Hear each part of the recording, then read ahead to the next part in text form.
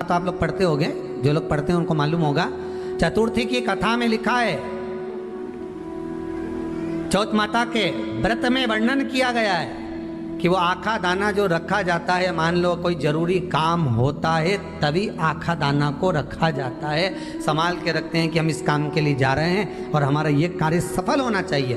तो जिसने चतुर्थी का व्रत करा है, जिसने चंद्रदेव का पूजन करा, चतुर्थी का व्रत करा, वो गणेश जी से विनती करके वहां से 2-4 आखा दाना उठा ले, और जो व्यक्ति का काम अटक रहा है अपने ही घर का, पर दूसरे कुल को नहीं देना, अपने ही कुल के अंतर्गत जो काम अटक रहा है उसकी जेब में, उसके पल्लू में उस चीज़ को रख दिया जाए। तो चतुर्थी जो अगली आती है, जैसे आप महीने की करते हो तो महीने की, और आप जैसे करते हो कि 4 अलग बड़ी बड़ी चतुर्थी करते हो तो उसके अनुसार आपका कार्य सिद्ध होता ही है। उस आखे दाने का इतना महत्व होता है क्योंकि चतुर्थी का व्रत करने वाली माता जब व्रत करती है तो स्वयं चतुर्थी की कथा में लिखा हुआ है कि पार्वती जी गणेश जी से चतुर्थी की कथा बचवाती। तो चतुर्थी की कथा जब होती है तो उसको स्वयं गणेश जी बाच रहे हैं। तो व्रत कौन सुन रही है? माता पार्वती। और आपने जो आखा दाना लिया वो गणेश जी के भाव से लिया, गणेश जी से निवेदन करके, विनय करके, प्रार्थना कर उसको प्राप्त किया। तो जिनकी यहाँ संपदा की कमी होती है, वैभव की कमी होती है, लक्ष्मी की कमी होती है, प्रतिष्ठा की कमी होती है, धन की कमी होती है, उसके लिए बुधवार के दिन अगर शंकर पर 1 लोटा पानी चढ़ाया जाता है तो जिन लड़कियों का विवाह नहीं हो रहा, जिन बच्चों का विवाह नहीं हो रहा, उन बच्चों के भी विवाह हो जाते हैं। हमारा वृद्धि से मतलब होता है जिस कन्या या वर का विवाह नहीं होता, 40 साल हो गए या 30 साल हो गए, या जब 28 के बाद में लड़का लड़की क्रॉस हो जाए कि 29 में, 30 में, 32 में, 34 में, 40 तक पहुंच गए और विवाह नहीं हो रहा है, तब बेलपत्री के जो पेड़ होता है, वृक्ष होता है, उस वृक्ष की जो डाली होती है, उस डाली के मनकों से जो माला बनती है, बाजार में भी मिल जाती है बेल की माला, उस माला को भगवान शंकर को समर्पित कर कर बेलपत्री के वृक्ष के नीचे बैठ कर भगवान शंकर का पंचाक्षर मंत्र का जाप करना है। कौन सा मंत्र है? पंचाक्षर। पंचाक्षर मंत्र कल बताया था, नमः शिवाय। अगर रसोई घर से भोजन में तुलसी डलकर अगर ठाकुर जी के सामने वो थाली रखी तो ये पक्का है वो थाली ठाकुर जी नहीं जीमेंगे, क्योंकि उसमें तुलसी रखी हुई आई है। हाँ, जब ठाकुर जी के सामने थाली रखा गई और तुमने थाली रखने के बाद में मंदिर के सामने बैठ के फिर तुलसी डाली तो ठाकुर जी उसको स्वीकार कर लेते हैं। क्यों? क्योंकि 33 करोड़ देवी देवता एक जगह पर विराजमान हैं। जब हम थाली रखते हैं, प्रथम देव उस भाग को ग्रहण कर ले। जब तक तुलसी डालते हैं, प्रथम देव अपनी दृष्टि हटा लेते हैं। समय होता है, एक टाइम होता है, एक पल होता है, एक घड़ी होती है कि गणेश जी महाराज हमारे घर में आ गए। गणेश जी की सबसे पहली जो आरती हो, उस आरती के समय पर अगर धूप बत्ती जलाई जाए या गोबरी को जलाकर उसमें गूगल छोड़ी जाए और गूगल छोड़ने के बाद गणेश जी का नाम ध्रुम वर्ण कह दिया जाए तो गणेश जी को तुम्हारे घर की पूजा स्वीकार करना पड़ती है। बस वो समय हम जानते,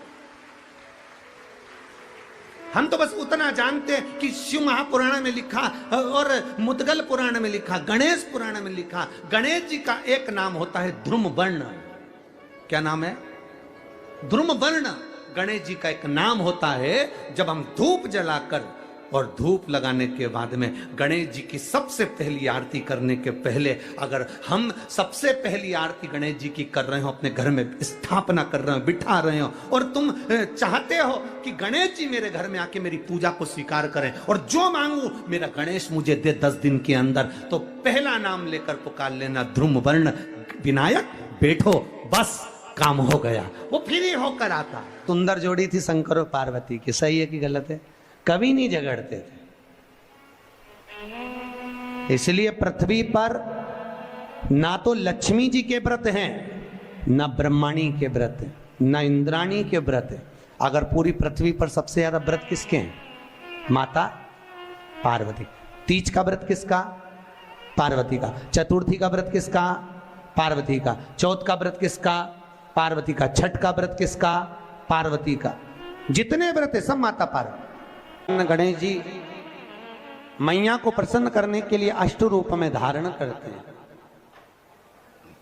8 रूप भगवान गणेश जी ने धारण किए। एक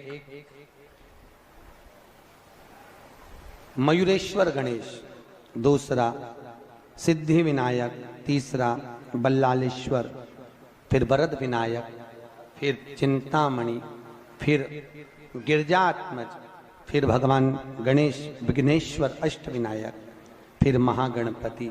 ऐसे गणेश जी के 8 नाम हुए। उस समय तिजोरी के अंदर जो गणेश की प्रतिमा रखी जाती है, किस नाम से रखी जाती है? तो तिजोरी में हम जो गणेश की प्रतिमा रखते हैं वो वरद विनायक के नाम से रखते हैं। कौन सा गणेश? वरद। वरद विनायक के नाम से तिजोरी में गणेश रखते हैं। और वरद विनायक के नाम से गणेश जी तिजोरी में रखाते हैं। आपको कथा में कहा था, घर में सीधी सूंड का गणेश और व्यापार व्यवसाय ऑफिस में उल्टी सूंड का गणेश होना चाहिए। वरद विनायक को तिजोरी में। जब मकान का गृह प्रवेश होता है तो गणेश जी की पूजन जो दरवाजे पर करी जाती है उसे सिद्धि विनायक गणेश कहते हैं। कौन सा गणेश?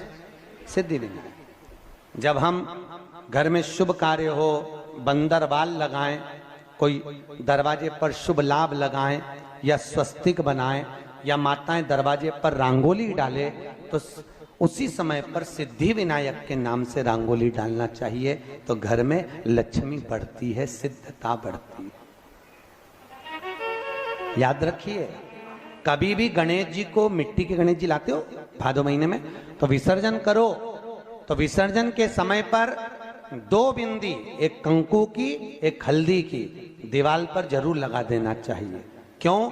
क्योंकि गणेश जी हमारे यहाँ आते हैं तो रिद्धि सिद्धि के साथ आते हैं, पर जब गणेश जी जाते हैं अगर हम बिंदी नहीं लगाते हैं तो गणेश जी अपनी रिद्धि सिद्धि को साथ में लेकर चले जाते हैं। पति के साथ पत्नी वापिस चली जाती है। जब हम बिंदी लगाते हैं तो उसका मतलब होता है कि हमारे घर की बहू हमारे घर में रहे, बेटा भले भ्रमण के लिए जाए। तो गणेश जी जाते हैं, रिद्धि सिद्धि घर में रह जाती है। इसलिए रिद्धि सिद्धि को घर में रखने के लिए 2 बिंदी लगाना चाहिए, एक कुंकू की, एक हल्दी। रिद्धि सिद्धि। गणेश जी की प्रियता है दुर्वा। क्या प्रियता है? दुर्वा। कितनी दुर्वा गणेश जी को समर्पित करी जाती है? मात्र 5। कितनी? आज के जमाने में लोग गट्ठा बनाकर चढ़ा दें, वो अपनी जगह पर 5 दुर्वा पंचम इंद्रियों को वश में करने के लिए और भगवान के 5 जो स्वरूप हैं उनको अपने भीतर उतारने के लिए 5 दुर्वा। और दुर्वा में भी 3 गांठ। जब दुर्वा समर्पित करी जाती है तो उसमें नीचे दुर्वा की डंडी पर गांठ रहती है, 3 छोटी छोटी गांठें होना चाहिए। चतुर्थी का जो व्रत करने वाली होती हैं, जो चतुर्थी का पूजन करने वाली होती हैं, उनके भीतर का एक भाव होता है कि जैसे ही शाम का समय आए चंद्रदेव का पूजन करें। चंद्र जब प्रकट हो जाए, कलश भर लिया, उसके नीचे आखा दाना रख दिया, चावल गेहूं जो भी आप रखते हो पूजन के लिए, ऊपर पात्र आदि रख दिया, जलाशय, फिर अपन ने घी का दिया लगाकर पूजन भी कर ली। तो जो चतुर्थी का पूजन करने वाली होती है, जो चतुर्थी का नियम व्रत धारण करने वाली होती हैं, बड़ी बड़ी चतुर्थियां करती हैं या उसका नियम धारण करती हैं, तो चतुर्थी का जो पूजन करती है वो किस चीज के लिए होता है? केवल संतान, पुत्र, परिवार, हमारा कुटुंब, हम जिस कुल में हैं, हमारा कुल वैभव की ओर बढ़े, संपदा की ओर बढ़े और उसकी आयु बढ़े, उसकी आयु बढ़े, वैभव बढ़े। बहुत ध्यान दीजिएगा महाराज। चतुर्थी की पूजन में जो आप आखा दाना रखते हो, गेहूं वगैरह कुछ भी जो रखते हो, उसकी बड़ी महत्वता होती है महाराज। यहाँ जितने आस्था चैनल पर कथा सुन रहे हो, जितने फेसबुक और यूट्यूब पर सुन रहे हो, और जितने इस छत्तीसगढ़ की पावन धरा पर बैठकर सुन रहे हो, बहुत सावधानी से सुनना। एक छोटा सा कपूर का टुकड़ा जब आरती में जलाया जाता है तो ये कपूर क्यों जलाते हैं? इस कपूर का महत्व क्या है? इस कपूर का कारण क्या है? ये कपूर है कौन जिसको हम आरती में जलाते हैं? क्या जरूरत इस कपूर को आरती में जलाने की? क्या जरूरत इसको यज्ञशाला में जलाने की? क्या जरूरत है इस कपूर को पूजन में जलाने की? स्वयं गुरु बाबा कहते हैं यदि कोई आरती में, पूजन में, घर में एक कपूर का टुकड़ा आरती के बाद में जब समर्पित करेगा तो उसको अश्वमेध यज्ञ का पुण्य प्राप्त हो जाएगा। अश्वमेध यज्ञ के पुण्य को पाने के लिए कपूर का टुकड़ा आज भी आरती में जलाएगा। एक कपूर का टुकड़ा सुख का, इसीलिए हमारे यहाँ शास्त्र कहता है महाराज, जब आपको घर में अगर ऐसा लगने लगे कि 15 दिन से बहुत बेचैनी है, बहुत दुख तकलीफ लग रही है, कोई ना कोई बीमार पड़ रहा है, कुछ ना कुछ तकलीफें लग रही है, तो एक पीपल का पत्ता ले लो, उसके ऊपर एक कपूर का टुकड़ा ले लो, सारे घर में घुमाकर उसको दरवाजे के बीच मध्य में जलाकर रख दीजिए। थोड़ी सी जला 20 से 25 मिनट के अंदर मकान में एनर्जी वापिस आ जाएगी, उस भवन में एनर्जी वापिस प्राप्त हो जाएगी। 20 से 25 मिनट के अंदर एनर्जी वापस। लग रहा है कि यहाँ नेगेटिव है तो उसको पॉजिटिव बनाया जा सकता है। रात को 12 बजे शंकर जी के मंदिर में शिवलिंग पर चढ़ी हुई बेलपत्री को उठाकर शंकर मंदिर का शिखर देखकर चबा चबा कर खा लीजिए। आपके पाँव के घुटने बदलने की जरूरत नहीं पड़ेगी।